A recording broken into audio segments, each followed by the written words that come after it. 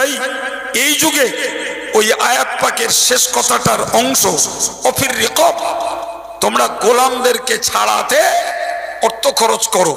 ভাই বর্তমান কালে এই আয়াত পাকের মর্ম হলো যে সমস্ত নির্দোষ লোকেরা জেল খাটছে। বিশ্বাস করুন, আপনি বসিরহাট জেলে যান, প্রচুর পরিমাণে নিরপরাধী লোক জেল খাটছে। বিশ্বাস হয় আপনাদের? আমরা অল ইন্ডিয়া সুন্নতুল জামাতের পক্ষ থেকে একবার চেষ্টা করেছিলাম যে 2-4 লাখ 2-5 লাখ 10 লাখ খরচ হোক, তবুও এমন কিছু জেলবন্দি বসিরহাট জেলে রয়েছে যারা সত্যিকারের অপরাধী নয়, কিন্তু তাদের পক্ষে উকিল ফিট করার লোক নাই, তাদের পক্ষে প্রসেসিং করার মতো কেউ সহযোগিতা করে না। তো আমরা খুব চেষ্টা করেছি, চেষ্টা করে শেষে ব্যর্থ হয়েছি। কারণ আমাদের চেষ্টা করতে গেলে আমরা সরাসরি পারবো না যে এমএলএ এমপি বাবুদের দ্বারায় প্রশাসনের সঙ্গে যোগ করে তবে তাদের মূল্যায়ন করতে হবে যে সত্যকারের কোন লোকটার পক্ষে উকিল দাঁড় করানোর পরিস্থিতি নেই, ফলে সে জেল খাটছে, তাকে নির্ণয় করে তবে তো ছাড় করাতে গেলে মরুন 2 লাখ টাকা লাগবে। কিন্তু সত্যকারের কথা বলতে কি, আমাদের এমএলএ এমপি বাবুরা কেউ আমাদের সহযোগিতা করতে সাহস করি। আমি অন ক্যামেরায় কথা বলছি আর এতগুলো মানুষকে সাক্ষী রেখে কথা বলছি। আমার এই কথা শোনার পরে যদি আজও কোনো এমএলএ এমপি বলে যে যদি নিরপরাধী মানুষকে ছাড়াবার ব্যবস্থা করব, তার জন্য অর্থ খরচ করতে হবে আপনাদের, আমি এখনো বলছি আমরা এক পায়ে খাও। এবং আমার বুকে বল আছে, যদি একবার দেশের জনগণকে বলি যে বসিরহাট জেল থেকে 5 জন নিরপরাধী জেল বন্দীকে মুক্ত করতে কথার কথা 10 লাখ টাকা লাগবে, আমার বুক বল আছে দেশের জনগণ 10 লাখ টাকা হাতে তুলে দেবে। বিশ্বাস হয় আপনাদের? হ্যাঁ, কিন্তু শুধু টাকা হলেই তো হবে না, প্রসেসিংটা তো আইনের, প্রসেসিংটা আইনের। আইন যদি পদ্ধতিগতভাবে কাউকে ছাড়ে তবে তা ছাড় হতে পারে, জোর করে বার করাও যাবে না আর টাকা গুজে দিলেও বার হবে না। গোলামদেরকে মুক্ত করার জন্য তোমরা অর্থ খরচ করো। ভাই গোলাম মানে দাস প্রথা। আজকের গোটা পৃথিবীতে দাস প্রথা নেই। একটা পিরিয়ডে মানুষ বিক্রি হতো আর মানুষ কিনতো, সেই মানুষটাকে দাস বানিয়ে মেয়েগুলোকে দাসী বানিয়ে তারা কাজে লাগাতো। আজকের দাস প্রথা উচ্ছেদ হয়ে গেছে, কিন্তু লেবারি প্রথা আছে। বললে হয়তো মনে পড়বে, রাসূল করিম সাল্লাল্লাহু আলাইহি ওয়াসাল্লাম হিজরত করেছেন, রাসূলের বয়স তখন 53 বছর।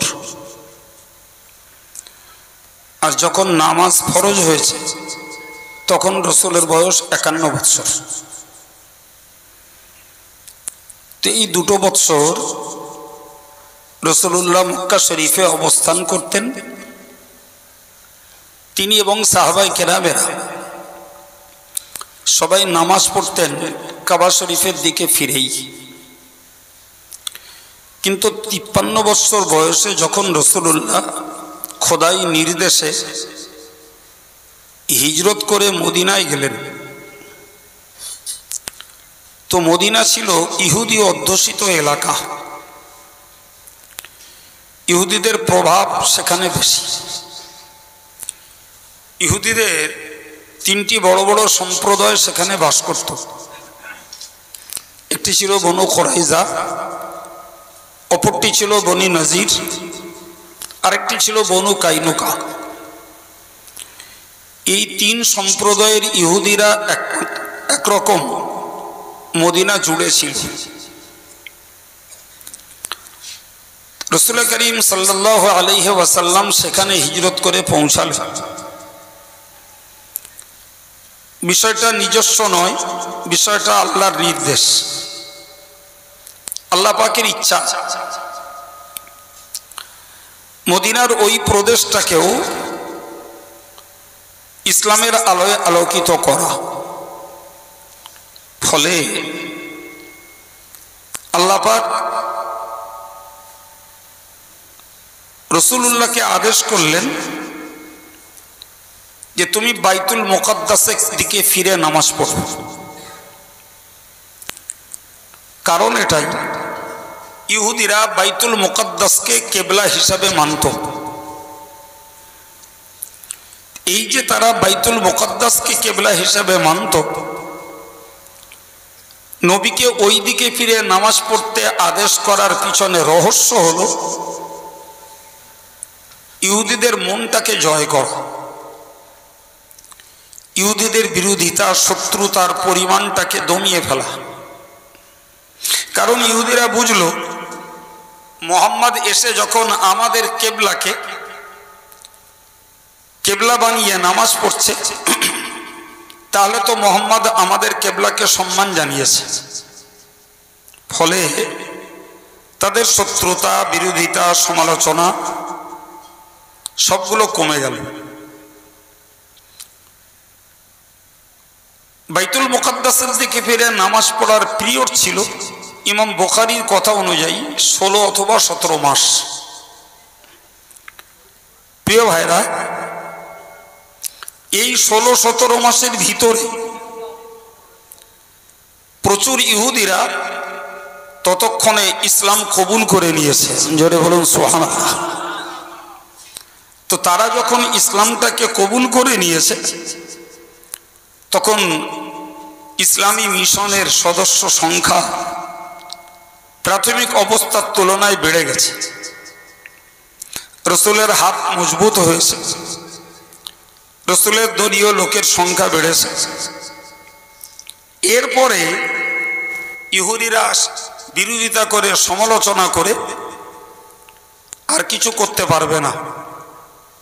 হিকমতটা নবীর নিজের নয়, হিকমতটা আল্লাহর।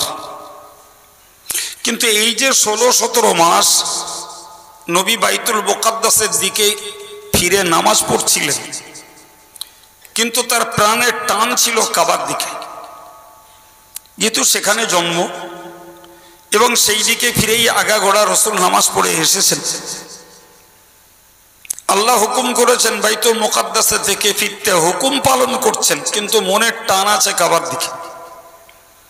কোরআন বলছে কদ নারা তাকাল্লুবা ওয়াজহিকা ফিস সামাই।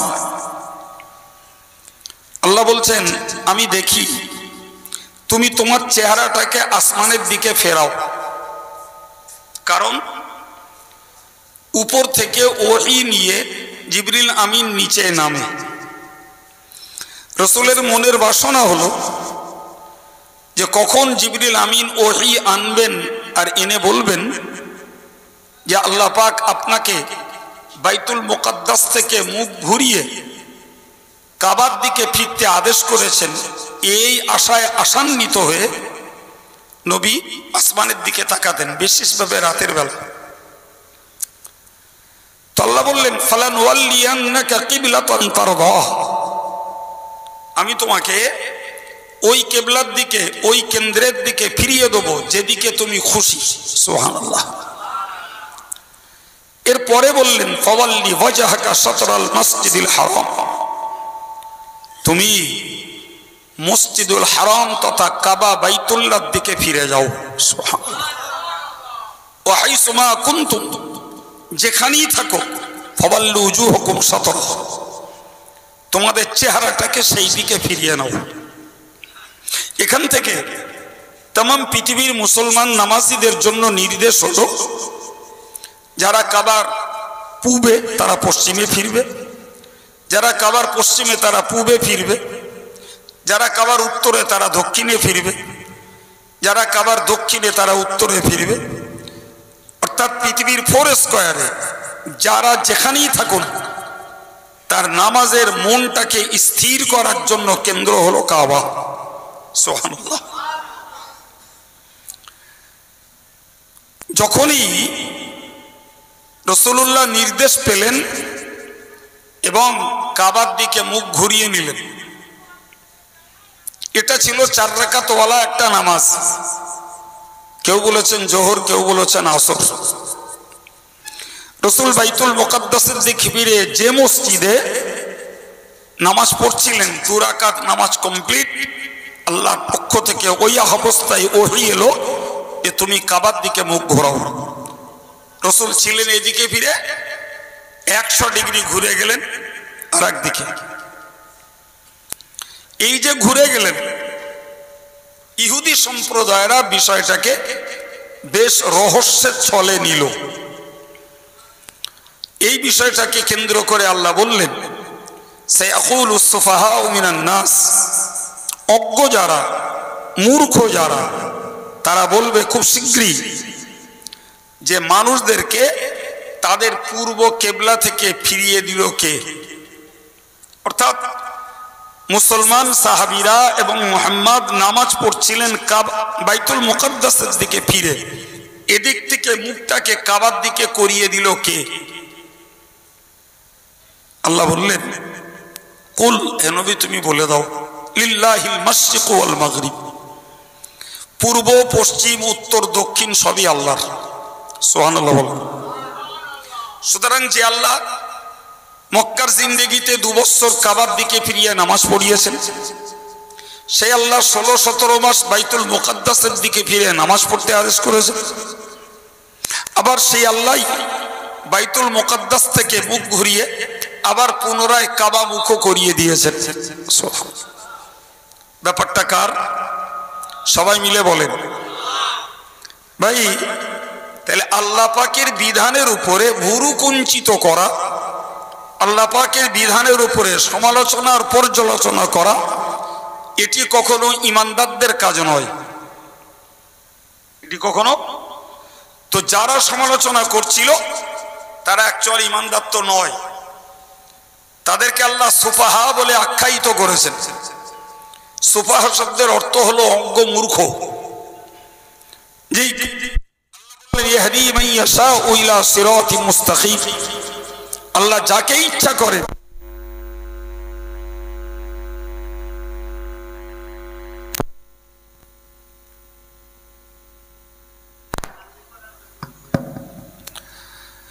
তো আল্লাহ বললেন,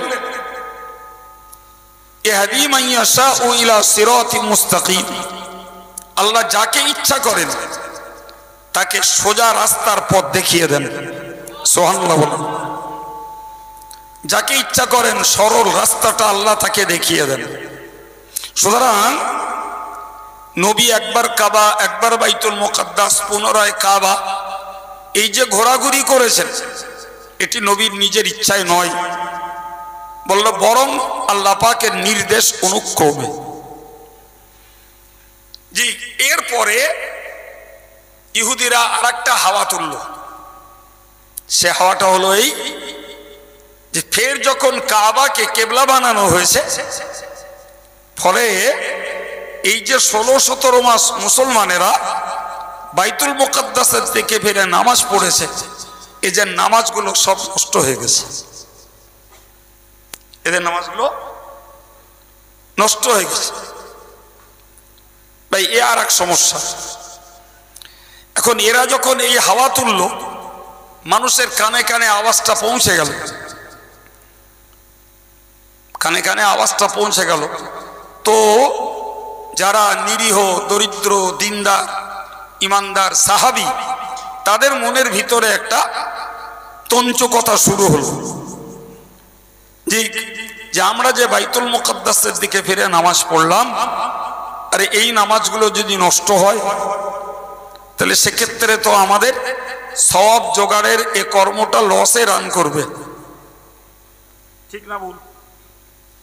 আমার আল্লাহ পাক কোরআন নাজিল করে বললেন, লা ইউদিউ ঈমানাকুম। এখানে ঈমান শব্দের অর্থ হলো নামাজ। যে যারা বাইতুল মুকাদ্দাসের দিকে ফিরে 16-17 মাস নামাজ পড়েছে, তাদের আল্লাহ পাক তাদের এক ওয়াক্তের নামাজকেও নষ্ট করে দেবেন না। ইন্নাল্লাহা বিন-নাসি লারাউফুর রহিম, নিশ্চয়ই আল্লাহ পাক মানুষদের প্রতি তথা ঈমান ওয়ালাদের প্রতি যেমন স্নেহশীল তেমন দয়াশীল। সুবহানাল্লাহ বলেন, আর একটু মন খুলে বলেন। তাহলে মৌলিকভাবে আল্লাহ তামাম পৃথিবীর মানুষের প্রতি দয়াশীল, কিন্তু স্পেশালি ইমানদারদের প্রতি, কি নারী কি পুরুষ কি যুবক কি বৃদ্ধ, এদের প্রতি আল্লাহ যেমন স্নেহশীল তেমন আল্লাহ দয়াশীল। সম্মানিত ভাইরা আমার, এই এতগুলো কথা গুছিয়ে আপনার কাছে তুলে ধরার পর এবার আরেকটা কথা বলছি। আল্লাহ পাক ঠিক এই বিষয়টাকে কেন্দ্র করে কোরআন শরীফের দুপারা ছরকুর গোড়ার আয়াত পাকটাতেই বলেছেন, লাইসাল বিররা আন তুআল্লু উজুহাকুম কিবালাল মাশরিক ওয়াল মাগরিব। বললে শোনো,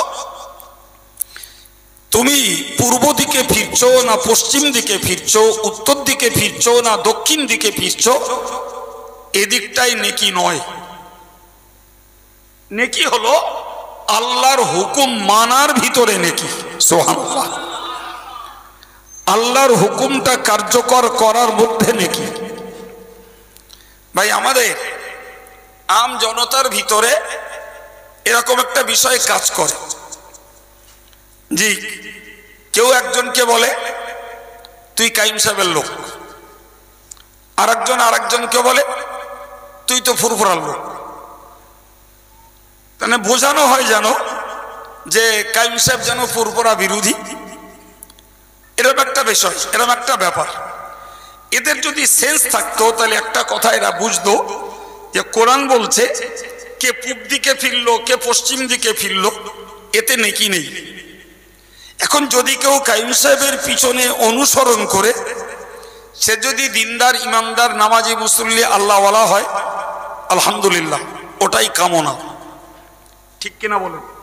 কেউ যদি ফুরফুরার পিছনে ঘুরে দিনদার ইমানদার আল্লাহওয়ালা হয়, ওটাই কাম্য। কিন্তু ব্যাপারটা এটা নয় যে তুমি ফুরফুরার কোনো হুজুরের ভক্ত না কাইম সাহেবদের কারোর ভক্ত, অথচ তোমার কাছে ধর্ম থাকবে না, তোমার কাছে নামাজ থাকবে না, তোমার কাছে শরীয়ত থাকবে না, তুমি যার ভক্ত হও তুমি ভুল করছো। ঠিক না ভুল? ভুল করছো তুমি, তোমার সিদ্ধান্ত ভুল হচ্ছে। তুমি কাকে ফলো করলে, এই ফলো করার মৌলিক স্বার্থ হলো কোরআন সুন্নাহকে মেনে জীবনটা তৈরি করা, কোরআন হাদিস ইজমা কিয়াসের আলোকে নিজের জীবনটাকে গড়া। এটাই হলো একজন ইমানদার মুসলমানের ধর্ম জীবনের মূল লক্ষ্য।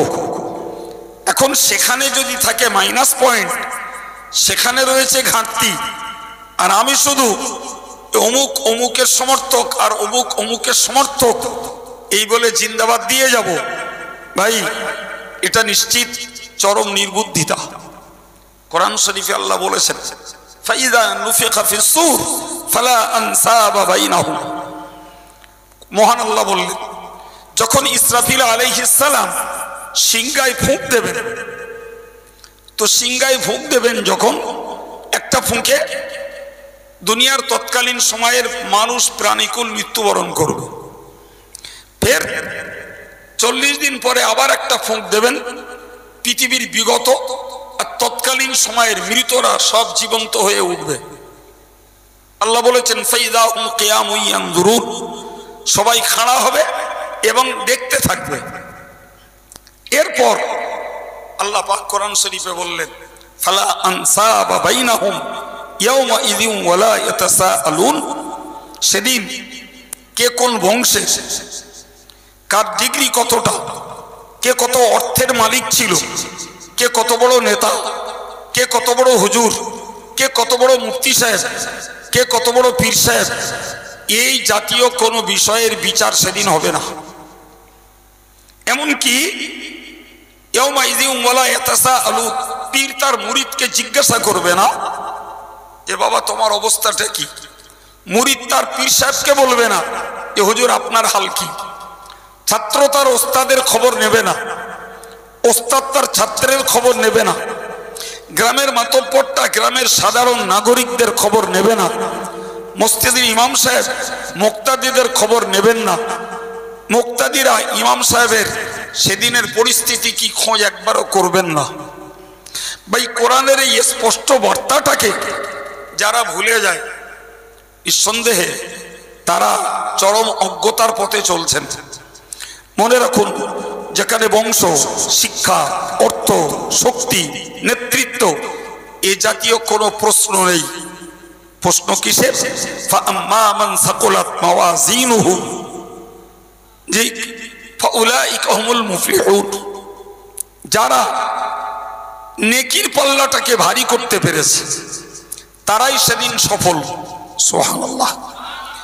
ওয়া আম্মা মান খাফফাত মাওয়াজিনুহু, যাদের নেকির পাল্লাটা হালকা হয়ে গেছে, ফাউলাইকা আল্লাযীনা খাসিরু আনফুসাহুম, তারা নিশ্চয়ই নিজেরা নিজেদেরকে ক্ষতিগ্রস্ত করেছে। কারণ ফি জাহান্নামা খালিদুন, তাদের অবস্থান হবে জাহান্নামে, থাকতে হবে চিরকাল। তাহলে এই অংশ থেকে আমাদেরকে একটা চেতনামূলক শিক্ষা নিতে হয়। সেটি হলো, আমি কার দলে, কার পিছনে ঘুরি, এ প্রশ্নের আগে আমি আমার নেকির পরিমাণ কতটা বাড়াতে পারছি, আমার নেকির পাল্লাটাকে ভারী করছি না নেকির পাল্লাটা হালকা হয়ে যাচ্ছে, এই ভাবনা যারা ভাবেন তারাই বুদ্ধিমান। কথা বুঝতে পারছি? আল্লাহ পাক এদিকে ইঙ্গিত করে বললেন, শোনো, পূর্ব দিকে আর পশ্চিম দিকে ফেরায় নেকি নেই। তুমি কার পিছনে, ওতে নেকি নেই, ওতে নেকি নেই। বরং নেকি কিসে? খুব গভীরতার সঙ্গে বুঝুন। এই আয়াত পাকে আল্লাহ পাক 6টি পয়েন্ট বলেছেন। কটা বললাম? 6টা। নাম্বার 1, ওয়ালাকিন্নাল বিররা মান আমানা বিল্লাহি ওয়াল ইয়াউমিল আখিরি ওয়াল মালাইকাতি ওয়াল কিতাব ওয়ান নাবিয়্যিন। প্রথম নম্বরে বললেন, তোমার ইতিকাদ, তোমার আকীদাটাকে তুমি দুরুস্ত করো, তোমার আকীদাটাকে তুমি সঠিক করো, তোমার আকীদাটাকে তুমি দোষ মুক্ত করো। সুবহানাল্লাহ। কি সেটা? মৌলিক কয়েকটা পয়েন্ট আল্লাহ কোরআনে তুলে দিয়েছেন। নাম্বার 1, আল্লাহ পাক তুলে দিয়েছেন যে নেকি হলো যাই আল্লাহর প্রতি ঈমান এনেছে, ঈমান এনেছে আখিরাতের প্রতি, ঈমান এনেছে ফেরেশতাদের প্রতি, ঈমান এনেছে কিতাবের প্রতি, ঈমান এনেছে নবীদের প্রতি। এই যে কয়েকটি পয়েন্ট আল্লাহ বললেন, এই কয়েকটি পয়েন্ট সঙ্গে আমাদেরকে মনে রাখতে হবে অদৃশ্যের আরো যত বিষয়, এই সবগুলোর প্রতি যাদের নিরঙ্কুশ বিশ্বাস, ফর এক্সাম্পল আরো তকদিরের ভালো এবং মন্দ কুল্লুম মিন ইনদিল্লাহ, সব আল্লাহর পক্ষ থেকে আসে। তদ্রূপ আল বাসি বাদাল মাউত, মৃত্যুর পরে আবার উঠতে হবে, এটাকে যারা বিনা যুক্তিতে বিশ্বাস করে, এর সঙ্গে একজন অপরাধী, তাকে বিশ্বাস করতে হয় আমার কবরে শাস্তি হতে পারে, আমাদের সবাইকে হাসরের ময়দানে দাঁড়াতে হবে, আমাদেরকে আমল নামাটা বাম হাতে নিতে হতে পারে, আমার পাপের পাল্লাটা ভারী হতে পারে, আমাকে জাহান্নামের উপরের পোলটাকে অতিক্রম করা লাগবে, অতিক্রম না করতে পারলে আমাকে জাহান্নামের আগুনে নিক্ষিপ্ত হতে হবে। সবগুলো অদৃশ্যের বিষয়। আজও কবর থেকে কেউ উঠেনি, আজও হাসরের ময়দান সংগঠিত হয়নি, আজও আমল নামা মাপাজোগা হয়নি, আজও আমল নামা নিক্ষেপ করা হয়নি যে তুমি আমল নামা ডান হাতে পাবে কিংবা বাম হাতে পাবে, একবার তুমি পরখ করে বুঝে নাও। এ পরিস্থিতি আজও আসেনি। জাহান্নামের উপরের পোলটা পার হওয়ার সময় এখনো আসেনি।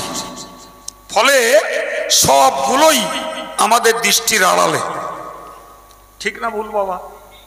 আল্লাহ বললেন যদিও আয়াতটার মূল লক্ষ্য ইহুদিদের জ্ঞান দেওয়া, কিন্তু ওই আয়াতটা থেকে সারা পৃথিবীর সকলকে জ্ঞান নিতে হবে যে আমায় যদি নেকি লাভ করতে হয় তাহলে অদৃশ্যের যাবতীয় বিষয়গুলির প্রতি আমার নিখুঁত নিদান নির্দোষ ঈমান ঠিক রাখা চাই।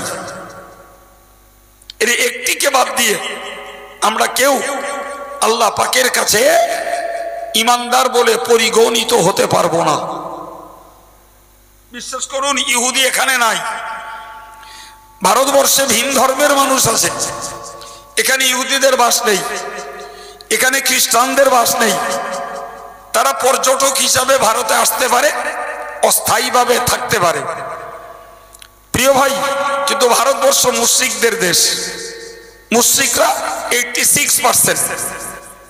তাদের আরো কাস্ট আছে অন্যান্য, ছাড়ুন আপন জায়গায়, সবার কথা ছেড়ে দিয়ে ভাবুন মুসলিম কমিউনিটির কথা। যদি এই অংশটুকুই নিয়ে আমি আপনাকে বিশ্লেষণ করি, অনেক কথা বলতে পারবো, অনেক কথা। প্রিয় ভাইরা আমার, কোরআন শরীফে আল্লাহ বলেছেন, ওমা ইউমিনু আকসারুহুম বিল্লাহ ইল্লা ওহুম মুশরিকুন। আল্লাহ বললেন, ওমা ইউমিনু আকসারুহুম বিল্লাহ, অধিকাংশ মানুষ আল্লাহর প্রতি তারা ঈমান ঠিক রাখে না। কার কথা? কার কথা? তো এই কথাটা ইহুদি, খ্রিস্টান, মুশরিক, কাফের, বৌদ্ধ, তেলেগু, তামিলি, আর্য, অনার্য এদের কারোর জন্য আল্লাহ বলেননি। এদের এই কথাটা আল্লাহ বলেছেন যারা কলেমা পড়ে ঈমানের দাবি করে, সেই তাওহীদপন্থী জনতাদেরকে আল্লাহ বললেন যে এরা অধিকাংশ ঈমানদার নয়, ইল্লা ওহুম মুশরিকুন, বরং এরা হলো মুশরিক। ভাই, যারা ঈমান মূলত আনেনি তাদের নিয়ে আমাদের টেনশন নয়, কিন্তু আমার ভাইরা, আমার মায়েরা যারা ঈমান আনবার পরে শিরকের দোষে বিজড়িত, তাহলে এরা তো এদের বিশ্বাসটাকে নিখুঁত করতে পারলো না বাবা। এই পেরেছে কি? হ্যাঁ, তাহলে তোমার নিজস্ব নেকি সঞ্চয়ের পথে বাধা পড়ছে, যেহেতু তোমার ঈমান ঠিক নাই। ফর এক্সাম্পল, যদি আমি ঘুরিয়ে যদি বলি, ভাই প্রচুর মুসলমান ছেলে মেয়ে আছে ভারতবর্ষে, পশ্চিম বাংলায়, যারা আজও কোনো দরগায় যেয়ে মাথা ঠোকে, যারা আজও কোনো পীর অলিদের মাজারে যেয়ে সেখানকার ধুলো মাখে, যারা আজও পীর অলিদের মাজারে যেয়ে সেখানে ভিক্ষা করে, যাত্রা করে, যারা আজও পীর অলিদের মাজারে যেয়ে সেখানে তেল পানি রেখে দিয়ে কেউ ফুঁফা দেয় না, সেই তেল পানি ব্যবহার করে, যারা আজও পীর অলিদের মাজারে যেয়ে সেখানে তারা ছাগল গরু হাজত মান্নত করছে। কথা বলেন, কথা বলেন, আমি গল্প বলছি না বাস্তব? হ্যাঁ, যদি বাস্তব যদি হয়, এরা বলো কলেমা পড়া ভাই বোন, এরা বলো কলেমার দাবিতে এরা তাওহীদপন্থী, এরা একত্ববাদের বিশ্বাসী সম্প্রদায়, অথচ আল্লাহর ওই আয়াত পাকের কথাটি এদের জন্য প্রযোজ্য। কারণ তোমার রিজিক, তোমার সম্মান, তোমার সন্তান, তোমার রোগ মুক্তি, তোমার সুস্থতা, সবকিছুর একছত্র অধিপতি আল্লাহ, এটাই তো তোমার ঈমান। হ্যাঁ না বলে? আমার কথা বুঝতে পারেননি? আমার রিজিকের মালিক কে? আমার সম্মানের মালিক কে? আমাকে সন্তান দেওয়ার মালিক কে? আমাকে রোগ সুস্থ করার মালিক কে? আমাকে অপমান করার মালিক কে? প্রিয় ভাইরা আমার রোজগার দেওয়ার মালিক কে? তাহলে যে বিষয়গুলির সঙ্গে ঈমানের সম্পর্ক, আমি সেই বিষয়গুলির ক্ষেত্রে যদি আমার বিশ্বাসটাকে আমি চেঞ্জ করে আমি মনে করি পীরের দরবারে হাজত করলে আমার ছেলে হবে, আমি যদি মনে করি ডাক্তার বাবু আমার রোগ সারাবে, আমি যদি মনে করি যে অবৈধ কর্ম করলে তবে আমার রিজিক হবে, ভাই এই জাতীয় কাজগুলি এই বিশ্বাসের বিরোধী কিনা? বলেন বলেন বলেন, বিশ্বাসের বিরোধী। তাহলে বিশ্বাসের বিরোধী মানেই তার ঈমানটা সর্বনাশ হচ্ছে। এখন তুমি এই দাগওয়ালা, দোষওয়ালা, খুঁতওয়ালা ঈমান নিয়ে তুমি যদি নামাজ আদায় করো, তুমি যদি রোজা করো, তুমি যদি জিকির করো, তাসবিহ পড়ো, দান সদকা করো, আলেম ওলামা ভক্তি করো, পীর পীরজাদাকে ভক্তি করো, তোমার একটাও তো তোমার জন্য উপকারে আসবে না। কারণ মুশরিকের কোন ইবাদত আল্লাহ পাকের কাছে মকবুল নয়। সুতরাং আমি ওয়াজ করতে বসিনি ইহুদি খ্রিস্টানদের কাছে, আমি আলোচনা করতে বসেছি ইমানদার মুসলমানের কাছে। সুতরাং ইমানদার মুসলমানকে বিশ্বাস করতে হবে যে আমার ইমানের কোন রকমের খুঁত খাত আল্লাহ পাক বরদাস্ত করবেন না কোনো অংশে। অথচ আমরা বাস্তব চিত্রটাকে পর্যালোচনা করে দেখতে পাচ্ছি প্রচুর পরিমাণে মুসলমানদের ভিতরে ইমানি ত্রুটি বিচ্যুতি বিদ্যমান। পার ডে এমন কোন দিন নেই যে কিছু না কিছু মুসলমান শিরকের কাজের সঙ্গে বিজড়িত নয়। ভাই এমনকি আল্লাহ পাক কোরআন শরীফে বললেন লাইন আশরাকতা লা ইয়াহবাতান্না আমালুক, তুমি যদি বিগত দিনে ঈমান সহ কোন নেকির কাজ করে রাখো আর এরপরে যদি শিরক করো তো সামনের গুলো তো ক্ষতিগ্রস্ত হলো, পিছনের গুলো সব মুছে যাবে, কিচ্ছু থাকবে না, সব বিনষ্ট। ভাই মুফাসসিররা বলেছেন এটার নাম হলো ইতিকাদ, তথা নেকি সঞ্চয় করতে গেলে নাম্বার 1 তার বিশ্বাসটাকে নিখুঁত করা দরকার। আল্লাহ আমাদের সকলকে এই আলোচনা বোঝার এবং এই আলোচনা মাফিক আমাদের জীবনটাকে প্রতিষ্ঠিত করার তৌফিক দেন, বলুন আমিন। আর একটু জোরে বলেন আমিন। সম্মানিত ভাইরা আমার, আমি এর বেশি আর ব্যাখ্যা দেব না, ওই পর্যন্তই এটাকে ছাড়ুন। নাম্বার 2 আল্লাহ বললেন ওয়াআতাল মাল আলা হুব্বিহি যাবিল কুরবা ওয়াল ইয়াতামা ওয়াল মাসাকিন ওয়া ইবনাস সাবিল ওয়াস-সাইলিন ওয়া ফির রিকাব। দ্বিতীয় নম্বরে আল্লাহ বললেন যে ইসলাহে কলব, তোমার অন্তর আত্মা সংশোধনের জন্য তোমাকে কতগুলো পয়েন্টে কাজ করতে হবে। কি সেটা? আল্লাহ বললেন যে ওই লোকটা, যে লোকটা তার মালকে, তার অর্থকে মালের মোহাব্বত থাকা সত্ত্বেও আল্লাহর মোহাব্বতে দান করে, ওই লোকটা নেকির জোগাড়ের মালিক, ওই লোকটা সওয়াবের হকদার। কথা বোঝা গেল কি? আচ্ছা, মালের প্রতি মোহাব্বত নেই কার? আপনারও আছে, আমারও আছে। যেহেতু জগৎ অর্থের সঙ্গে সম্পর্কের একটা জায়গা, অর্থ ছাড়া দিন দুনিয়া কোনোটাই চলে না, কোনোটাই না। ধর্ম করতে গেলেও অর্থ চাই, সংসার চালাতে গেলেও অর্থ চাই। আল্লাহ বলেছেন ও ইন্নাহু লিহুব্বিল খাইরি লাশাদীদ, মালের প্রতি মানুষের মহব্বত অত্যন্ত গাঢ় মহব্বত, খুব গাঢ় মহব্বত। সম্মানিত ভাইরা আমার, তাহলে গাঢ় মহব্বত যে অর্থবিত্ত সহায় সম্পদের উপরে, আল্লাহ পাকের বক্তব্য ওই তোমার মালের প্রতি মহব্বত থাকা সত্ত্বেও আল্লাহর মহব্বতে তুমি মালকে দান করো, যাবিল কুরবা, তোমার নিকটতম দরিদ্র যারা তাদের মাঝে, ওয়াল ইয়াতামা, যারা বাপ হারা এতিম সন্তান তাদের মাঝে, ওয়াল মিসকিন, এবং যারা ওয়াল মাসাকিন, যারা দরিদ্র এদের মাঝে, ইবনাস সাবিল, যারা পথচারী এদের মাঝে, ওয়াস-সাইলিন, যারা ভিক্ষুক ভিখারি তাদের মধ্যে দান করো, ওয়াফির রিকাব, আর গোলামদেরকে মুক্ত করার জন্য তোমরা অর্থ খরচ করো। ভাই গোলাম মানে দাস প্রথা।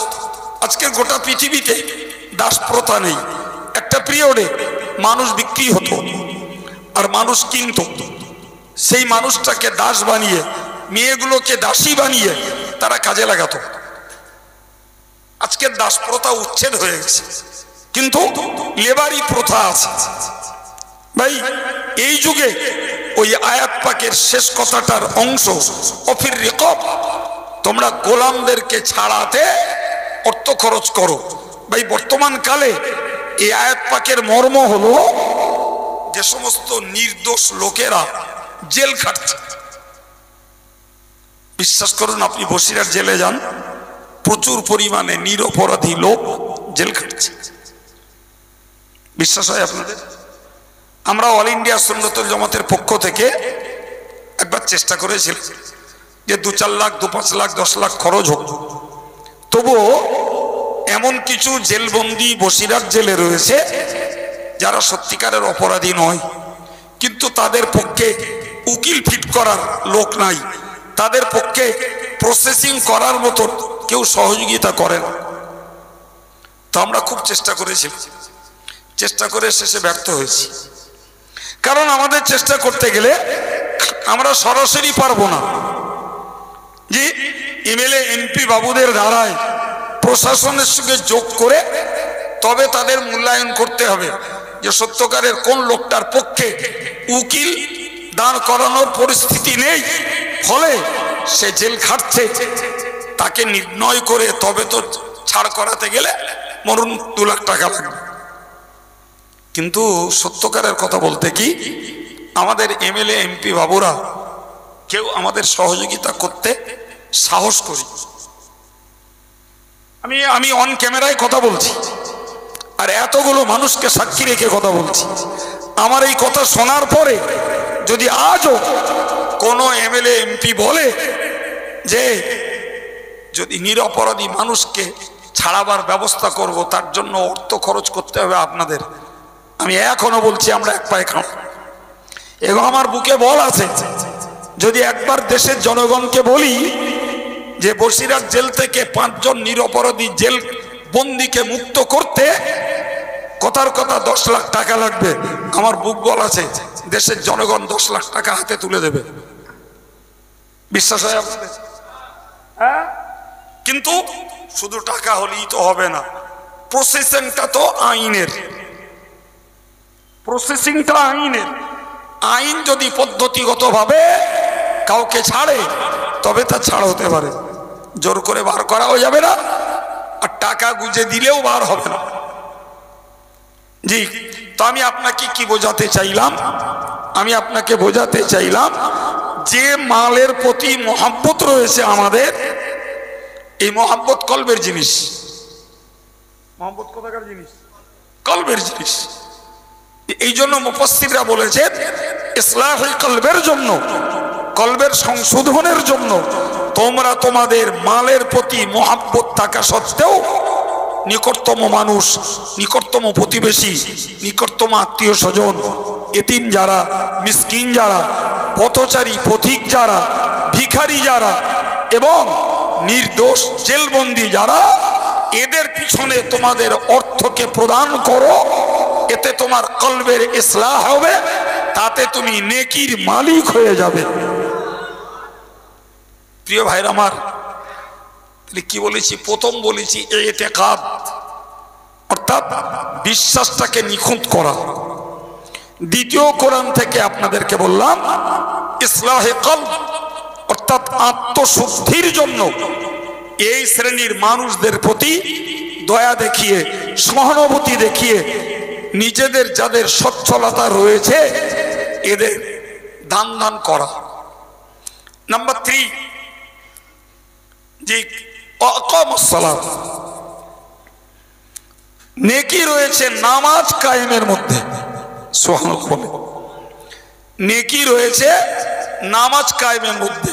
সম্মানিত ভাইরা আমার, এই যে নামাজ কায়েম, এটাকে বলা হয় তাআতে বাদানি অথবা ইবাদাতে বাদানি।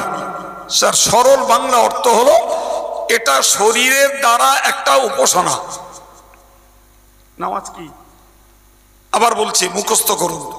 শরীর দ্বারা, অর্থাৎ আমার অঙ্গ প্রত্যঙ্গের দ্বারা একটা উপাসনা করা, এটার নাম নামাজ। এর সঙ্গে বিজড়িত অতিরিক্ত শরীরের ইবাদত বুঝুন, রোজা, এটাও শরীরের কষ্টের একটা ইবাদত। জিকির শরীরের অঙ্গ জবানের একটা ইবাদত। জি ভাই আমার, তো বাহ্যিক অঙ্গ দ্বারা জিকির, তাসবিহ, তেলাওয়াত বা নফল নামাজ, নফল রোজা, এই জাতীয় যতগুলো কাজ করা যায় আল্লাহ বললেন এই কাজগুলোর মধ্যে রয়েছে নেকি। সুবহানাল্লাহ বলেন। ভাই আমাদের ভাইরা মায়েরা মুরব্বীরা আলহামদুলিল্লাহ যারা এই ইবাদতে বাদানি শরীরের কষ্টের ভিতর দিয়ে যে ইবাদতগুলো সম্পন্ন হয় এগুলো যে বা যারা করছেন আমাদের দোয়া আল্লাহ আমাদের সকলকে মৌত পর্যন্ত ইবাদতের উপরে কায়েম রেখে দেন, বলুন আমিন। কারণ ইবাদত একটা পিরিয়ডে করে ছেড়ে দেওয়ার বিষয় নয় বাবা জি। কোরআন শরীফে আল্লাহ বলেছেন ওয়াবুদু রাব্বাকা হাত্তা ইয়াতিয়াকাল ইয়াকিন। সূরা হিজরের শেষ আয়াত পাকে আল্লাহ বলেন ওয়াবুদু রাব্বাকা, ও নবী তুমি তোমার রবের ইবাদত করো হাত্তা ইয়াতিয়াকাল ইয়াকিন, মৃত্যু আসা পর্যন্ত। এর মানে হলো ইবাদত কিছুদিন করে ছেড়ে দেওয়ার বিষয় নয়, বরং ইবাদতকে করে যেতে হবে কতক্ষণ বাবা? মৃত্যুর আগ পর্যন্ত। তবে তার সঙ্গে ফুকাহে কেরামেরা একটা শর্ত লাগিয়েছেন, সেটা হলো সজ্ঞানে থাকা। কি থাকা? অজ্ঞানীর উপরে ইবাদতের বোঝা চাপে না। সুতরাং সাবালেগ, সজ্ঞানী এবং সুস্থ, সাবালেগ, সজ্ঞানী এবং সুস্থ এদের উপরে সমস্ত রকমের ইবাদতের বোঝা চাপে। এমনকি সাবালেগ, সজ্ঞানী, সুস্থ নেই তারপরেও নামাজ ছাড় নেই। কথা ক্লিয়ার হচ্ছে? জড়িয়ে ফেলছেন না তো? প্রিয় ভাইরা আমার, তো এর নাম ইবাদতে বাদানি। এটার মধ্যে নেকি রয়েছে, এটার মধ্যে। এখন মনে করুন কোন মানুষ কৃপণ, তিনি দান করতে নারাজ। এখন তিনি যে দলীয় লোকই হন প্রিয় ভাই, তার নেকির পথে বাধা। তুমি নেকির কাজ করছো না, কৃপণতা করছো, ফলে তোমার জন্য নেকি নেই। তুমি কোন দলের, কার ভক্ত, কার পিছনে জিন্দাবাদ দিচ্ছ, এটা ভাবার আগে তুমি ভাবো যে তুমি নামাজটা পড়ছো কিনা, নামাজি কিনা তুমি। এই জন্য আমি বললাম আলহামদুলিল্লাহ যারা বিশ্বাস ঠিক রেখেছে কলবের ইসলাহের জন্য, কলবের সংশোধনের জন্য নামাজ কালামগুলোকে যথাযথ পড়ছেন, ভাই দান ধন করছেন, এদের জন্য আমাদের দোয়া এবং আপনাদের দোয়া। কিন্তু আমার যে ভাইয়েরা, যে মায়েরা, যে প্রিয় যুবকেরা আজও যারা নামাজের প্রতি মোহাব্বত দেখাতে পারেননি, তাদের একটু চেতনা ফেরার দরকার। আপনি যার ভক্ত হন, নামাজ পড়বেন না, কেউ আপনার সহায় নেই, কেউ না, কেউ না। বরং মনে রাখুন, বরং মনে রাখুন ফরজ, ওয়াজিব, সুন্নাত, সুন্নতে মুআক্কাদা, এই তিন প্রকারের নামাজে কারো ছাড় নাই, কারো ছাড় নাই। কোন ইমানদার সাবালেগ সাবালিগা মুসলমানের ছাড় নাই।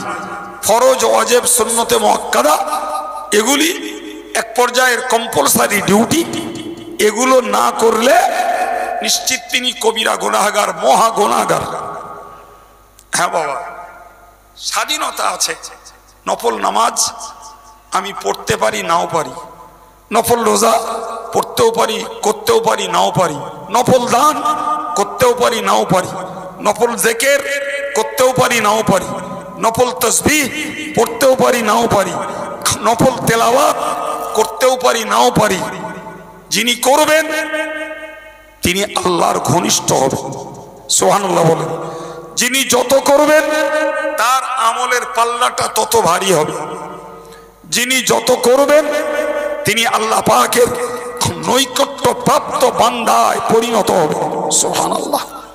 সুতরাং যারা দিনদার, ইমানদার এবং ফরজ, ওয়াজিব, সুন্নতে মুআক্কাদা নামাজগুলো যারা আদায় করেন, তাদের কাছে আমার বাই হার্ট রিকোয়েস্ট, আসুন না আমরা জগতের সব কিছুর উন্নতি দেখছি, আমাদের খাওয়া পড়া, বাড়ি ঘর, জমি জায়গা সব কিছু ডেভেলপ হচ্ছে, কিন্তু একটু যদি ভাবি তো আমার মনে হয় আমরা স্বীকার করতে বাধ্য যে আমাদের ধর্মীয় কাজে উন্নতির ঘাটতি।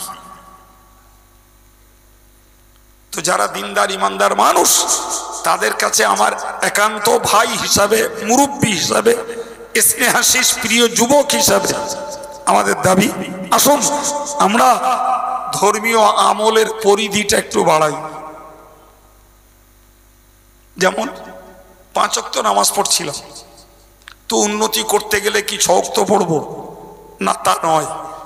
আমরা 5 ওয়াক্ত ফরজ নামাজের ডিউটি পালন করব, সঙ্গে চেষ্টা করব মাগরিবের পরে আওয়াবিনের নামাজটা পড়ার, চেষ্টা করব রাতের বেলা তাহাজ্জুদের নামাজটা পড়ার, আমরা চেষ্টা করব ফজরের নামাজটা পড়ে সূর্য উদয় হয়ে যাবার মিনিট 20 পরে এশাকের নামাজটা পড়ব। যার সুযোগ আছে আর একটু বেলা চড়লে চাষতের নামাজটা পড়ব, তবেই আমাদের ধর্ম জীবনের কিছু উন্নতি হয়েছে বলে মনে হবে। তা না হলে আপনি খোঁজ নেন 40 বছর আগে 5 ওয়াক্ত নামাজই আজও সেই 5 ওয়াক্তই রয়ে গেছে। আমি আগেই জবাব দিয়েছি যে হুজুর তাহলে কি 6 ওয়াক্ত পড়বো না, 6 ওয়াক্ত নয়, এই নামাজগুলোর কথা হাদিস শরীফে রয়েছে। তো 5 ওয়াক্ত যখন আমরা পড়ার দীর্ঘদিনের অভ্যস্ত হয়েছি, তাই এই নফলগুলো একটু বাড়াতে তো পারি। আমরা মাগরিবের নামাজ পড়ে কিছুক্ষণ তো একটু সময় দিয়ে আল্লাহ আল্লাহ করতে পারি, সুবহানাল্লাহ পড়তে পারি, আলহামদুলিল্লাহ পড়তে পারি, লা ইলাহা ইল্লাল্লাহ পড়তে পারি, আল্লাহু আকবার পড়তে পারি। ঠিক একইভাবে ফজরের নামাজ পড়ে এই তাসবিহ, তাহমিদ, তাকবীর, তাহলিল, এই কালামগুলো তো আমরা পড়তে পারি। তবে তো বোঝা যেত যে আমরা আমাদের ধর্ম জীবনে কিছু উন্নতি করছি। আমার বলাটা খুব ভুল হচ্ছে বাপ? বলেন বলেন, সারা জীবন একই চলবে, একই চলবে, তাহলে এই নেকির পাল্লা ভারী হবে কিসে? আরে বাবা, ফরজ নামাজ রোজা ওগুলো তো কম্পালসারি ডিউটি, ওর স্যালারিও ফিক্সড, দায়িত্বগুলো যেমন আবশ্যকীয়, ওর মজুরিও বাঁধা ধরা, ওর সওয়াব বাঁধা ধরা। কিন্তু যত ওভার ডিউটি দেবো ততই মজুরি বেশি পাবো। ওভার ডিউটি কিছু করতে হবে তো। দেখেন না, কোম্পানির ঘরে, সরকারের ঘরে 8 ঘন্টা কম্পালসারি ডিউটি, তাতে যা বেতন পায় 4 ঘন্টা ওভার ডিউটি দিলে সেই সম পরিমাণ বেতন পেয়ে যায়, বরং আরো বেশি পায়। ব্যাপারটা ওই রকমই। ফরজ, ওয়াজিব, সুন্নতে মুআক্কাদা এগুলো যেমন একটা নিশ্চিত দায়িত্বের কাজ, এগুলো করাই লাগবে, কিন্তু অতিরিক্ত যদি কিছু করি আমার আল্লাহ খুশি হলে ভাই অনেক বেশি পরিমাণে সওয়াব আল্লাহ দিতে পারেন। সুতরাং আমাদের সকলকে এই সওয়াবের পাল্লাটা ভারী করার প্রতি একটু মনোযোগ বাড়াতে হবে বাবা।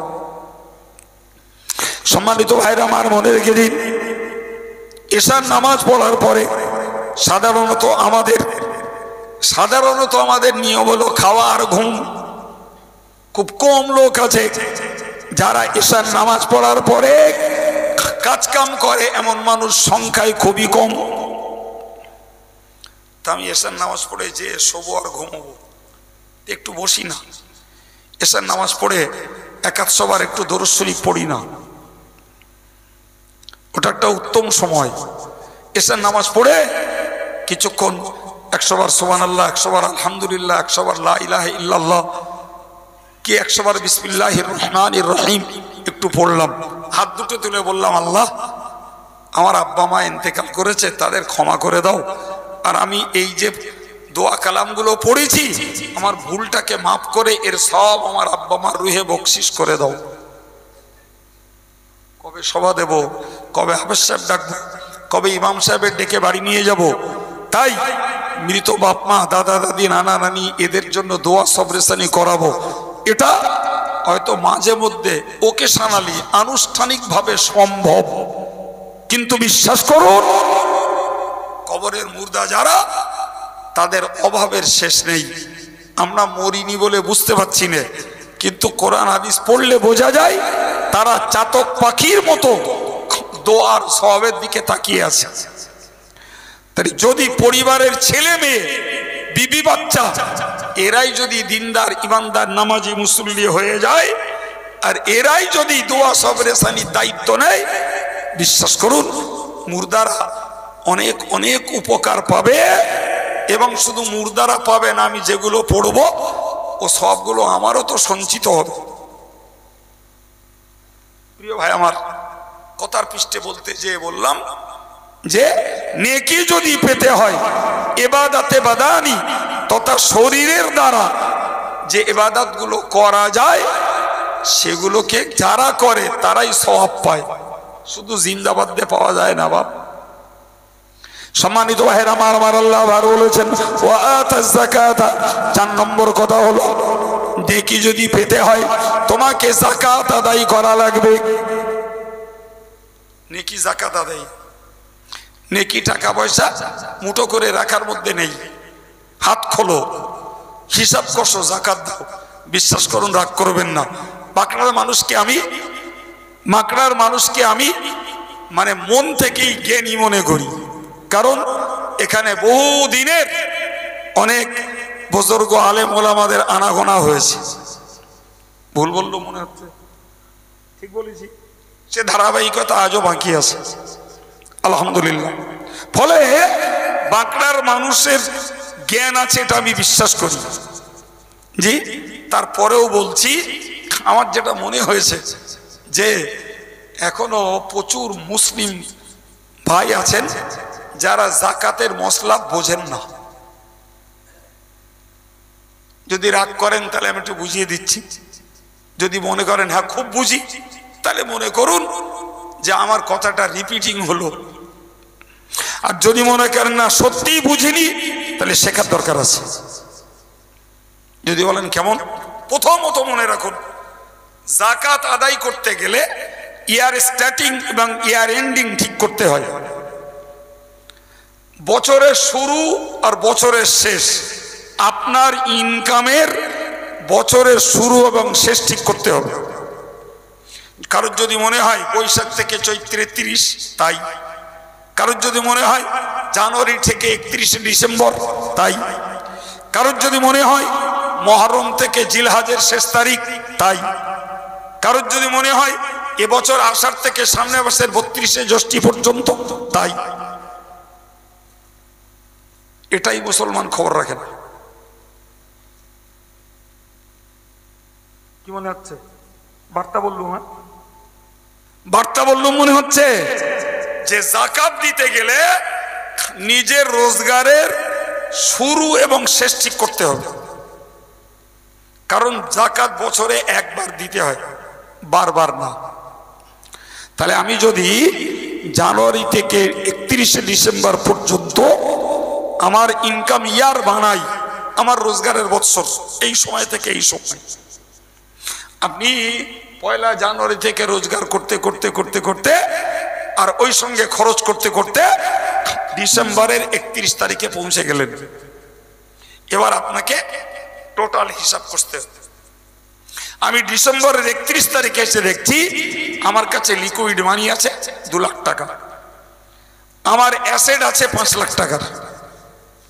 আমি বছরের মাঝখানে খেয়েছি, পড়েছি, রোগের চিকিৎসা করেছি, 5 কাঠা জমি কিনেছি, বাড়িতে খরচ করেছি, এর একটারও যাকাত দিতে হবে না। আপনি বছরের শেষ দিন যে এবার দেখুন 2 লাখ টাকা আছে ক্যাশ টাকা, 5 লাখ টাকার মাল সামান অ্যাসেট আছে, ওদিকে মার্কেটে দেখছি 3 লাখ টাকা দেনা আছে।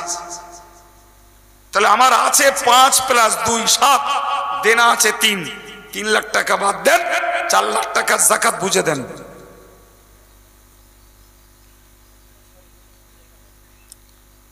কথা বুঝতে পারছেন কিছু? মানুষে আমার জামিয়ার জন্য লোকের দুয়ারে ঘুরে ঘুরে এই অভিজ্ঞতাটা হয়েছে।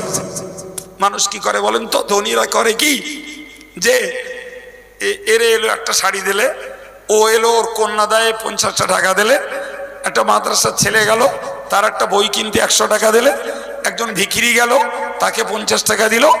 এই ক্যান্ডিডেট বেড়ে গেছে, বলে দিল হুজুর জাকাত যা হয় না তার থেকে অনেক বেশি দিয়ে ফেলিস। আরে ভাই কত হয়েছে? তো অত কি আর হিসাব কষা আছে? আচ্ছা কি ধরনের গোমড়া বলুন দি? গোমড়া না গোমড়া না বলেন বলেন, তো টপ মোস্ট গোমড়া। হ্যাঁ, জাকাত গাদা টাকা দেওয়ার বিষয় নয়, আর 10 জনের জায়গায় 100 জন ক্যান্ডিডেটকে দেওয়ার ব্যাপার নয়। জাকাত তো হিসাবের করি, হিসাবটা কষো, হিসাবটা কষো। আমি একজন ভদ্রলোকের কাছে জামিয়ার জন্য দান নিতে গেছি রমজান মাসে, 500 টাকা দিচ্ছে, 500 টাকা দিচ্ছে। তাই বললাম আপনার মতন লোক 500 টাকা দিলে এই বেসরকারি সম্পদগুলো চলবে কিসে? তো হচ্ছে হুজুর দে আর পারতিস না, দে পারতিস না। যাক ভালো। তা বললাম দিচ্ছেন কি এমনি দান না জাকাত?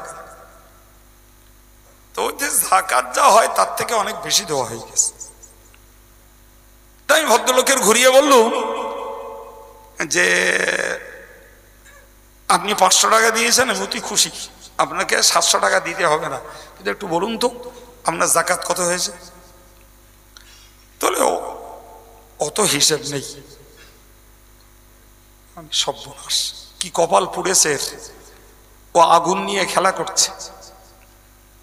তুই আমার দিবি না আলাদা কথা, তো কিন্তু দোয়া লাগবে, ও টাকা তোর না রে, ও টাকা তোর নয়। আল্লাহ বলেছেন অফি আমওয়ালিহিম হাক্কুল লিসাইলি ওয়াল মাহরুম, ধনীর অর্থে বঞ্চিত দরিদ্র ভিখারীদের পয়সা রয়েছে। তোমার পকেটে গরিবের পয়সা, তুমি তাকে না দিয়ে সে পয়সা ভোগ করবে, তুমি আগুন নিয়ে খেলা করছো। আমি বললাম ভাই তো আপনি হিসাব তো করেননি। আচ্ছা আপনি বলেন দাদন দিয়েছেন কত টাকা? তো ধরুন বললো 10 লাখ টাকা। মানে ড্যাম্পার ইট আছে ক টাকার? তো 4 লাখ 20 টাকার। মানে মাটি তুলেছেন কত টাকার? তো সেও এরকম 5-7 লাখ টাকার। জি, মানে কোন টাকা যদি আপনার কাছে না থাকে, এই যে বছর ঘোরার পরে লেবারদের দাদন দিয়ে রেখেছেন ওটা আপনার ক্যাশ, যেটা মাটি তুলে রেখেছেন ওটা আপনার ক্যাশ, যে ইট ভাটায় পড়ে আছে ওটা আপনার ক্যাশ, যে ইট ড্যাম্পারে রয়েছে ওটা আপনার ক্যাশ। তখন বলছে অত হিসেব করে পারা যায়? ব্যাপারটা বোঝা গেছে? এরকম অভিজ্ঞতা আমার আরো 2-4টে আছে, আর বলবো না। একটাকে বললাম শুধু আপনাদের চেতনাটাকে ফেরানোর জন্য। এরা যদি একবারও ভাবতো যে নেকি আদায় করতে গেলে, নেকি কামাই করতে গেলে যাকাত দেওয়া লাগবে, না দিলে কি সর্বনাশ। আল্লাহ পাক কোরআন শরীফে বলেছেন والذين يكنزون الذهب والفضة ولا ينفقونها في سبيل الله فبشرهم بعذاب أليم। আল্লাহ বলেছেন, ভালো করে মন দেন, কোন দিন কোন সাবজেক্টে কথা বলায় আল্লাহ জানেন। আজকের এখানে বসে যে সাবজেক্টের উপরে কথা বলছি ইতিপূর্বে কোনোদিন বলিনি, আমার ভালো মনে আছে। যদি আপনারা শুনে থাকে রেকর্ড দেবেন, তাহলে বুঝবো যে আমার ভুল হয়ে গেছে, মনে নেই। সুতরাং আল্লাহ যেটা বলাচ্ছেন আজকের জন্য এটা শোনা লাগবে। আল্লাহ বললেন যারা সোনা রূপো সঞ্চয় করেছে, বা সোনার উপর জায়গায় সোনার উপর প্রতীকী টাকা যাদের আছে, টাকা যাদের আছে, অথচ সেই সোনার উপর টাকা আল্লাহর রাহে খরচ করে না, আল্লাহ বললেন ফাবাশশিরহুম বিআযাবিন আলীম, ওদেরকে যন্ত্রণাদায়ক শাস্তির সংবাদ শোনাবো। কে রে বাবা? জি প্রিয় ভাইরা আমার দিকে তাকান। শাস্তি কখনো সুসংবাদ হয়? অথচ ওই কথাটাই আল্লাহ বলেছেন, যন্ত্রণাদায়ক শাস্তির সুসংবাদ শুনিয়ে দাও। এটা আল্লাহ বলেছেন বিদ্রুপাত্মক ভাবে, শাস্তি অথচ সুসংবাদ। শাস্তিটা কি? ইয়াউমা ইউহমা আলাইহা ফি নারি জাহান্নামা ফাতুকওয়া বিহা জিবাহুহুম ওয়া জুনুবুহুম ওয়া যুহুরুহুম হাদা মা কানাসতুম ফাযুকু মা কুনতুম তাকনিজুন। মহান আল্লাহ বললেন, কিয়ামতের কঠিন দিবসে জাহান্নামের আগুনে গলানো হবে তোমার সঞ্চিত টাকা পয়সা, তোমার সঞ্চিত সোনা রূপা, এমনকি মেয়েরা যে সোনা গহনাগুলো ব্যবহার করে ওগুলোকেও যাকাত দেওয়া লাগে। হাতের, কানের, গলার, পায়ের, নাকের যাই হোক সেগুলোও যাকাত দেওয়া লাগবে। খোঁজ নিয়ে দেখবেন তো, খোঁজ নিয়ে দেখেন যে কটা পরিবারে মেয়েদের গয়নার যাকাত দেয়। কিরম মনে হচ্ছে ভাই? আপনারা সমাজে বাস করেন তো নাকি? হ্যাঁ, সমাজের হাল অবস্থায় কি মনে হয়? আমাদের মেয়েরা যে গহনাগুলো ব্যবহার করে, যে গহনাগুলো আলমারিতে স্টক করে রেখেছে, এগুলো কি এরা যাকাত দেয় বলে মনে হয়? হ্যাঁ, যাকাত তো সে দেবে না, দিলে তার স্বামী দেবে, কি মেয়ের পক্ষে বাপ দেবে? যা আমার টাকা এত আর সোনার বিনিময়ে এত। খোঁজ নেন কি ভয়ঙ্কর কাজ হচ্ছে জানেন? এইগুলোকে জাহান্নামের আগুনে গরম করা হবে। গরম করে এই আয়রন হিট করে যেমন জামা পালিশ করা হয়, ইস্ত্রিলা গরম করে প্রথমত ছেঁক দেওয়া হবে কপালে, দ্বিতীয়ত ছেঁক দেওয়া হবে পাশার, তৃতীয়ত ছেঁক দেওয়া হবে পিঠে। কোরআনের ভাষা, ফাতুকওয়া বিহা জিবাহুহুম ওয়া জুনুবুহুম ওয়া যুহুরুহুম। এখন বলেন, ইস্ত্রিলা হিট করে যদি কপালে, পাশারে, পিঠে ধরা হয়, কাতরাবে না? কাতরাবে না? ছটফট করবে না? করবে না? জি, আমার আল্লাহ বলেছেন ওই সময়ে বলা হবে ফেরেশতাদের পক্ষ থেকে, হাযা মা কানাসতুম, তুমি ছটফট করো না, তুমি যন্ত্রণায় কাতরিও না, এগুলো তো তোমার সঞ্চিত সম্পদ। ফাযুকু মা কুনতুম তাকনিজুন, তুমি নিজেই যেগুলো সংগ্রহ করেছিলে আজকের তার টেস্ট, তার স্বাদ তুমি গ্রহণ করো। এবার বলেন, যাকাত না দেওয়াটা কতটা বিপজ্জনক? বুখারীর একটি হাদিসে এসেছে, যাকাতের মালগুলোকে আল্লাহ পাক সোনায় পরিণত করে, এই সাপে পরিণত করবেন। সাপ বানাবেন, ওই সাপটা গলায় পেঁচিয়ে ফনা ধরবে ওর মুখের উপরে। ও যখন দংশন করবে, এর দংশনের বিষাক্তে মানুষটা ছটফট করবে। ওই সাপ তার জবান খুলে বলবে, আনা কানজুকা ওয়া মালুকা, তুমি কেন ছটফট করো হে? আমি তো তোমার সঞ্চিত সেই সোনা, তোমার সঞ্চিত টাকা, আমি তোমার সম্পদ, যেগুলোকে তুমি দান করনি, আমি সেই সম্পদ। অতএব এর স্বাদ তো তোমাকেই নিতে হবে। প্রিয় ভাইরা আমার, আমি আর বাড়ছি না, আমি আপনাকে বোঝাতে চাইছি যে এই যাকাতটা হলো ইবাদতে মালি, তার মানে অর্থের দ্বারা ইবাদত। হজ ইবাদতে মালি ও বাদানি, হজে টাকাও ঢেলতে হয়, দেহের কষ্টও করতে হয়। যাকাত কেবলমাত্র ইবাদতে মালি, মালের ইবাদত। সাদকা মালের ইবাদত, ফিতরা আদায় মালের ইবাদত, কুরবানি মালের ইবাদত। সুতরাং নেকি রয়েছে মাল দ্বারা আল্লাহর হুকুমে খরচ করে সওয়াব জোগাড়ের মধ্যে। মাল খরচ করে নেকি জোগাড় করো, শুধু জিন্দাবাদ দিয়ে হই হই করে আমি এই দলে অমুক ওই দলে, আমি ওর মানি না এ ওর মানি না, ওসব করে লাভ হবে না, ওসব করে লাভ নাই। এটাকে মুফাসসিররা বলেছেন ইবাদতে মালানি। তাহলে কি কি বলেছি? ইতিকাদ মানে বিশ্বাস, ইসলাহে কলব আত্মার সংশোধনী। 3 নম্বর বলেছি ইবাদতে বাদানি, শরীর দ্বারা ইবাদত করা। 4 নম্বর বলেছি ইবাদতে মালি, অর্থের দ্বারা ইবাদত করা। 5 নম্বর উল মুফুনা বিআহদিহিম ইযা আহাদু, আমরা বললেন নেকি যদি সঞ্চয় করতে চাও তাহলে আর একটা কাজ তুমি করো। মৌলিক কথা হলো জীবনে ওয়াদা করলে ওয়াদা পূরণ করো। ভাই একটা কথা বলে আল্লাহ বুঝিয়ে দিয়েছেন, হে বিশ্ব মানব তোমরা মনে রাখো তোমার নেকি রয়েছে ইমানে, নেকি রয়েছে দানে, নেকি রয়েছে নামাজে, নেকি রয়েছে রোজায়, নেকি রয়েছে জিকির তাসবিহতে, নেকি রয়েছে যাকাত সদকা ফিতরা আদায়ীতে, নেকি রয়েছে সামাজিক সৎ ব্যবহারের মধ্যে। আত্মীয় স্বজন, পাড়া প্রতিবেশী এদের সঙ্গে সামাজিকতা বজায় রাখুন, ওতে নেকি আছে, ওতে নেকি আছে।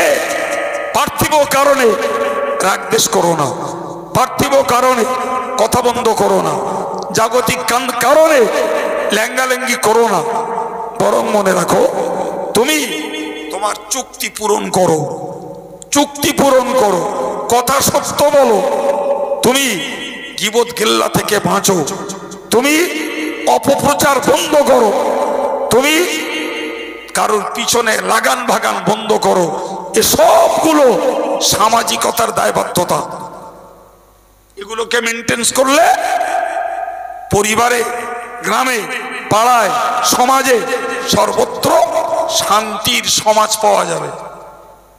কিন্তু আমি ওয়াদা পূরণ করব না, মিথ্যা কথা বলবো, চুগলি করব, পরের চর্চা করব এবং কথা লাগান ভাঙান করব, দুমুখী নীতি অবলম্বন করব, নিশ্চিত করে মনে রাখুন এগুলির বিনিময়ে পাপ জড়ো হবে, সব হবে। যদি আমাকে নেকি জোগাড় করতে হয়, ওয়াদা করলে পূরণ করা লাগবে, কথা বললে সত্য বলা লাগবে, গীবত বাদ দিয়ে নিজের ধান্দায় নিজে চলতে হবে এবং লাগান ভাগান বন্ধ করতে হবে, কান কামড়ানি আর ফিসফিসানি বন্ধ করে সমাজে শান্তি বজায় রাখতে হবে। কোথায় ভাই আমরা নামাজি, দাড়িওয়ালা, টুপিওয়ালা, আমাদের গীবতের শেষ নেই, মিথ্যা চর্চার শেষ নেই, মিথ্যা বদনামের শেষ নেই, এবং চায়ের দোকানে আর মাচার আড্ডায় বসলে পর সমালোচনার শেষ নেই। জি, অতএব আমরা শুধু দল ভাগ করছি, কে কোন দলে, কে কার দালাল, এইসব কথা ঝেড়ে বসে থাকছি, কিন্তু আমি নিজে কি কর্ম করছি এটা বিচার করার মানুষ খুব কম। জি ভাই, তরিকতের পীরেরা বলেছেন এই একটা আয়াত পাকে ইসলামী জীবন যাপনের মৌলিক বিষয়গুলিকে আল্লাহ ব্যক্ত করে দিয়েছেন। সুবহানাল্লাহ। জি, ব্যাখ্যা দেওয়ার অবকাশ নেব না, আমি আপনাকে 5 নম্বরে বললাম যে ওয়াদা করলে ওয়াদা পূরণ করো, এটা তোমার সামাজিকতা, এটা তোমার সামাজিকতা। এর ভিতরে তোমার জন্য নেকি রয়েছে, তোমার জন্য নেকি রয়েছে। জি, কাউকে মিথ্যা প্রতিশ্রুতি দিও না, মিথ্যা কথা বলো না। মনে রাখো, মনে রাখো ইন্না সিদকা ইনজি ওয়াল কিযবা ইহলিক, সত্য মানুষকে নাজাত দেয়, মিথ্যা মানুষকে ধ্বংসের দিকে নিয়ে যায়। অতএব তুমি তোমার সামাজিকতা বজায় রাখতে যে এই জাতীয় বিষয়গুলিকে রক্ষা করে চলো, ওর মধ্যে তোমার নেকি আছে। সম্মানিত ভাইরা আমার, 6 নম্বরে নবী, 6 নম্বরে আল্লাহ বলেছেন আস-সাবিরিনা ফিল বাসাই ওয়াদ-দাররাই ওয়া হিনাল বাস।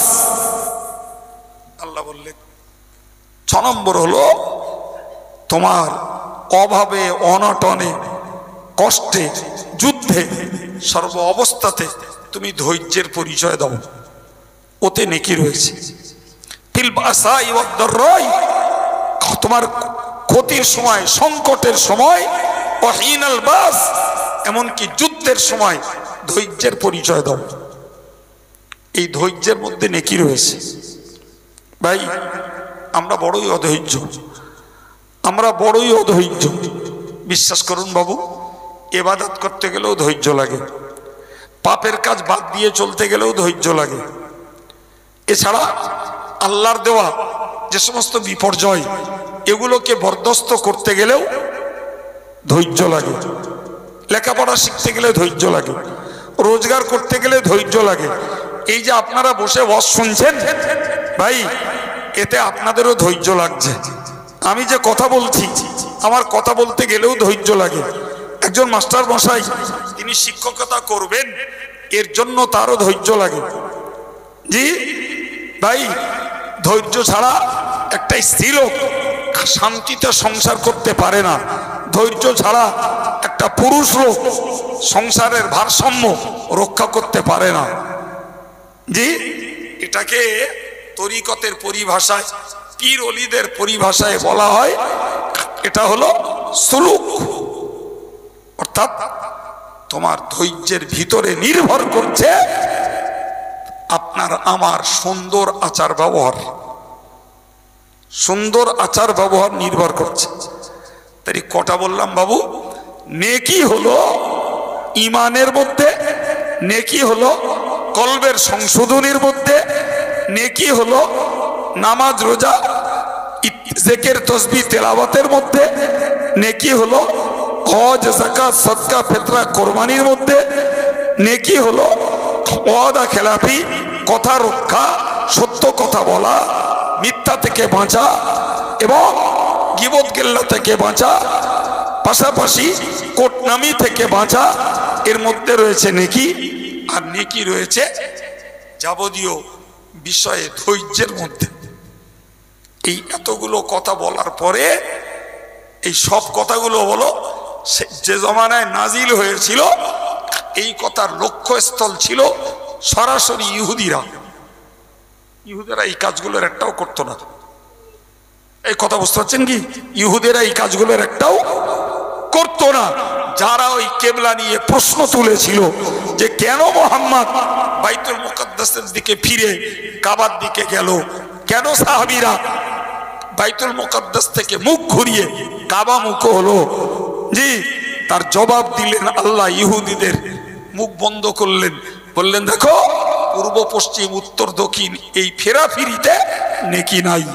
নেকি ঈমান আনো, নেকি এতিম অনাথ দরিদ্র অসহায় দান করো, নেকি নামাজ পড়ো, নেকি যাকাত সদকা ফিতরা আদায় করো, নেকি নিজেদের সামাজিক ব্যবহারটাকে ঠিক রাখো এবং নেকি ধৈর্য ধারণ করো। ভাই আমার, ওই একই মেসেজ, একই বার্তা কিয়ামত পর্যন্ত সকল ইমানদার মুসলমানের জন্য পালনীয়, গ্রহণীয়। ইমানদার মুসলমানের জন্য এইগুলোই অনুসরণীয়। তার মানে কে কোন দলে, কার পিছনে জিন্দাবাদ দিচ্ছ, কার পিছনে হই হই করছো, জি, এসব দেখে লাভ হবে না। যদি হতে পারি আমরা সত্যকারের ইমানদার, সত্যকারের অন্তরকে সংশোধন করতে পারি, সত্যকারের যদি নামাজি হতে পারি, যাকাত দাতা হতে পারি এবং ওয়াদা পূরণ করতে পারি, ওয়াদা খেলাফি না করি, আর সমস্ত বিষয়ে যদি ধৈর্য ধারণ করি, আলহামদুলিল্লাহ আমরা নেকি পাবো। আল্লাহ বললেন উলাইকাল্লাযীনা সাদাকু ও উলাইকা হুমুল মুত্তাকুন। এরাই হলো সত্যবাদী, এরাই সত্যবাদী। আল্লাহ পাক কোরআনে বলেছেন ইয়া আইয়ুহাল্লাযীনা আমানুত্তাকুল্লাহা ওয়া কুনু মা'আস সাদিকিন।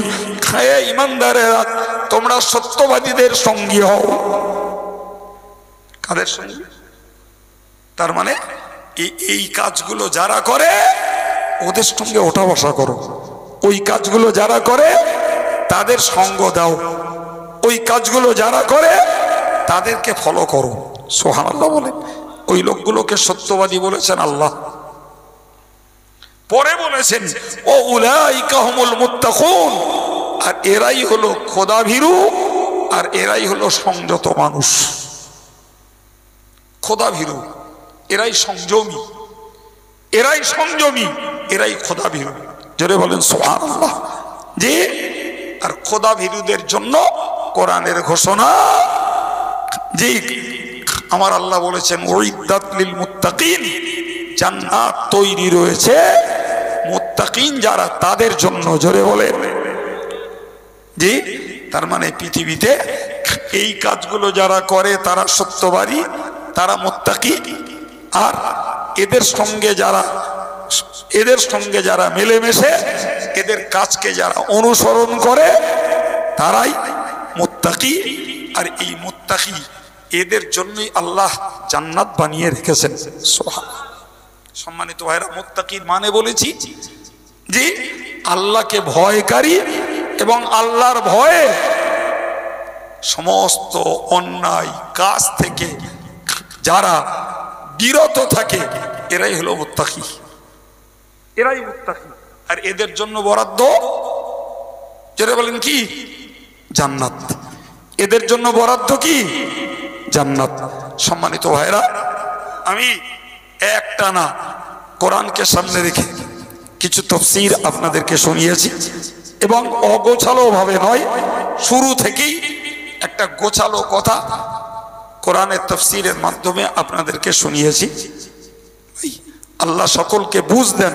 সবাই বলুন আমিন। আর একটু মহব্বত করে বলেন আল্লাহুম্মা আমিন। আসুন প্রিয় নবীর প্রতি সালাম। ইয়া নবী,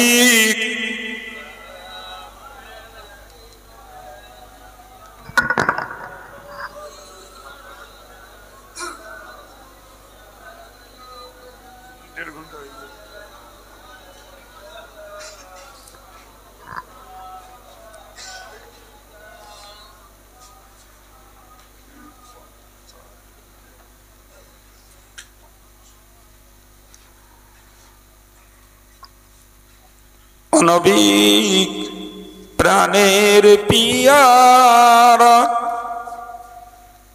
দেখিতে পাবো কি মোরা, না পে তব দর্শন কলিজাত হয় পারা পারা।